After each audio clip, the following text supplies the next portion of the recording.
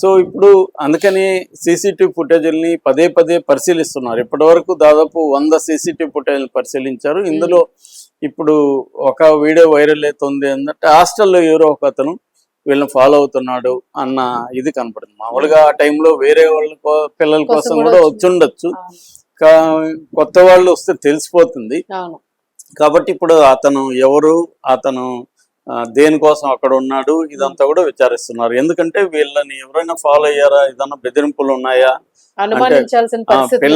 పిల్లల్ని ఆమె ఎలా కన్విన్స్ చేసింది అనేది ఇప్పుడు అన్నిటికంటే పెద్ద క్వశ్చన్.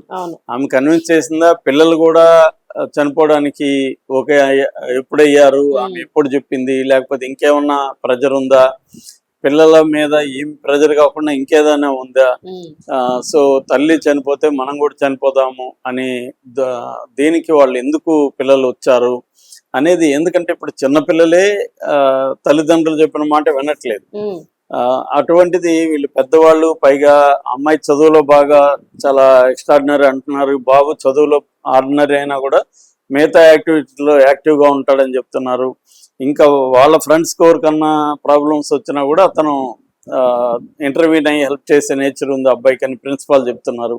సో అలాగా అంత డైనమిక్గా యాక్టివ్గా ఉన్న పిల్లలు ఇద్దరు ఈమె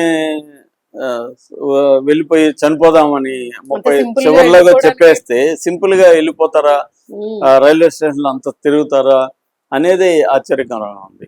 అంటే అప్పటి వరకు చెప్పకుండా ఈమె ఇంకేదో కారణం చెప్పి వాళ్ళని అక్కడ వరకు తిప్పి లాస్ట్ లో చీకట్లోకి వెళ్ళినాక అప్పుడు చెప్పిందా. సో అప్పుడు ఇంక వాళ్ళు ఏమి చేయలేక ఇంకా అక్కడ అరవలేరు, ఏమి లేదు, చీకటి దీంట్లో ట్రాక్ లో ఉన్నారు. సో అమ్మని కాపాడుకోవాలంటే మనం కూడా ఉండాలన్నట్టుగా ఏమన్నా ఉండిపోయారా, ఇదంతా ట్రై చేశారా, అక్కడ ఏం జరిగిందో మనకు తెలియదు. ఎందుకంటే సీసీటీవీ ఫుటేజ్ లేదు, అక్కడ ఎవరు చూసింది లేదు. ఓన్లీ లోకోమోటివ్ పైలట్ చూసినప్పుడు అతను ఒకరే అనుకున్నాడు అంటే అర్థం వాళ్ళు ముగ్గురు హక్ చేసుకుని ఉన్నారు. కాబట్టి అతను ఒక్క పర్సనే అనుకున్నాడు.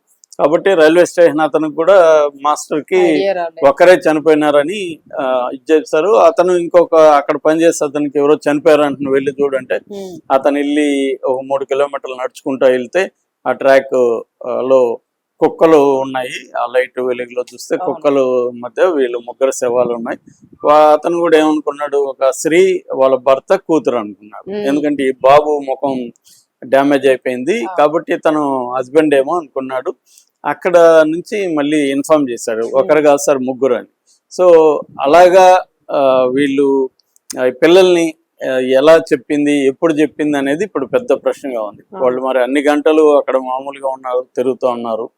సో ఇది ఇప్పుడు పోలీసులు చేస్తున్నారు. సో ఒకటేమో వీళ్ళకి ఫైనాన్షియల్ గా ఏమన్నా ఇది ఉందా, లేకపోతే ఏమన్నా ఎవరైనా బ్లాక్ మెయిల్ చేశారా వీళ్ళని అనేది ఆ యాంగిల్లో వీళ్ళు చేస్తున్నారు. మూడోది మానసిక సమస్యలు ఏమైనా ఉన్నాయా, ప్రెజర్స్ ఏమైనా ఉన్నాయా, ఇంట్లో ప్రాబ్లమ్స్ ఏమైనా ఉన్నాయో భర్త నుంచి కానీ లేకపోతే బ్రదర్ నుంచి కానీ తల్లి నుంచి కానీ ఈ యాంగిల్స్ లో చేస్తున్నారు.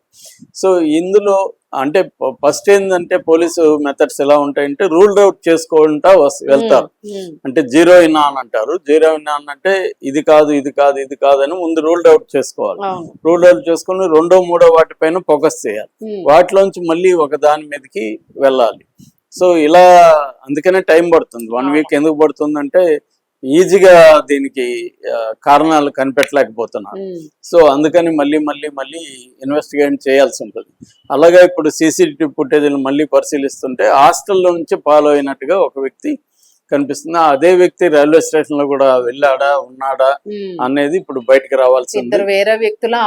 ఆ వ్యక్తేనా లేకపోతే అక్కడ వేరే వ్యక్తి ఇక్కడ వేరే వ్యక్తి అనేది వాళ్ళకి ఇంకేమన్నా సంబంధాలు ఉన్నాయా అనేది ఇప్పుడు బయటికి తీసే పనిలో పోలీసులు ఉన్నట్టుగా తెలుస్తుంది. రైట్ సార్, అసలు అంటే చాలా మిస్టీరియస్ గా ఉంది. ఇప్పటికీ కూడా వీడలేదు అని అంటే పోలీసులకు చాలా టఫ్ టాస్క్. Thank you.